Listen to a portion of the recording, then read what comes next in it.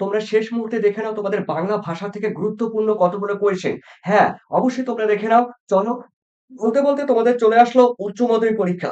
সকাল হলেই কিন্তু তোমাদের শুরু হচ্ছে উচ্চ মাধ্যমিকের বাংলা প্রথম ভাষা। তো দেখো এই বাংলা থেকে ভাষা থেকে আমি শেষ মুহূর্তে, শেষ প্রস্তুতির জন্য তোমাদের গুরুত্বপূর্ণ কয়েকটি কোয়েশ্চেন নিয়ে এসেছি। তোমরা অবশ্যই দেখে যাও।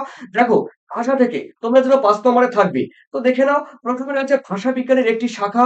কয়টি শাখা? কয়টি শাখা? অর্থাৎ শাখার শ্রেণীবিভাগগুলো তোমাদের বলতে হবে। যেকোনো একটি শাখা সম্পর্কে তোমাদের আলোচনা করতে হবে। ওকে? আর এরপরে সেকেন্ড কোশ্চেন রয়েছে, দেখো, ফলিত ভাষাবিজ্ঞান কাকে বলে? আর ফলিত দেখো ভাষাবিজ্ঞানের কোন শাখা, দেখো শাখা কোনগুলো? তাই সেগুলো উল্লেখ করতে হবে। যেকোনো একটি শাখা সম্পর্কে আলোচনা করতে হবে। দেখো, এরপরে রয়েছে তোমাদের বাক্যতত্ত্ব। এই বাক্যতত্ত্ব থেকে গুরুত্বপূর্ণ কোশ্চেন রয়েছে। দেখো, বাক্যের অব্যবহৃত দেখো উপাদান বলতে কি বুঝো? আর বাক্যের অব্যবহৃত দেখো উপাদানগুলির বিভাজনের নীতিগুলির উদাহরণসহ তোমাদের আলোচনা করো।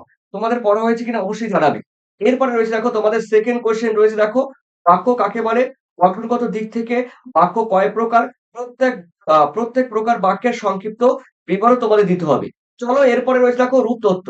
এই রূপতত্ত্বের মধ্যে রয়েছে, দেখে নাও। দেখো, প্রথম কোয়েশ্চেনটি খুবই, খুবই গুরুত্বপূর্ণ এবং ভিভিআই। দেখো, প্রত্যয় কাকে বলে? উদাহরণ সহ দেখো প্রত্যয়ের শ্রেণীবিভাগ তোমাদের করতে হবে। এরপরে রয়েছে সেকেন্ড কোয়েশ্চেন, দেখো, মুন্ডমান। এই মুন্ডমান এবং জোর কলম শব্দ কাকে বলে? আর উদাহরণ দিয়ে বিষয়টি তোমাদের বোঝাতে হবে। থার্ড রয়েছে, দেখো, সমাস দেখো কাকে বলে? সমাস এর সংক্ষিপ্ত পরিচয় তোমাদের দিতে হবে। দেখো, ভাষা থেকে এগুলোই ছিল গুরুত্বপূর্ণ। তো অবশ্যই তোমরা কোনগুলো পড়েছো অবশ্যই কমেন্ট যদি সম্ভব হয় কমেন্ট করে তোমরা জানিয়ে দিও। আর কালকের পরীক্ষা সবার ভালো হোক এই আশাই কামনা করি। থ্যাংক ইউ তোমাদের, থ্যাংক ইউ কালকের পরীক্ষার জন্য।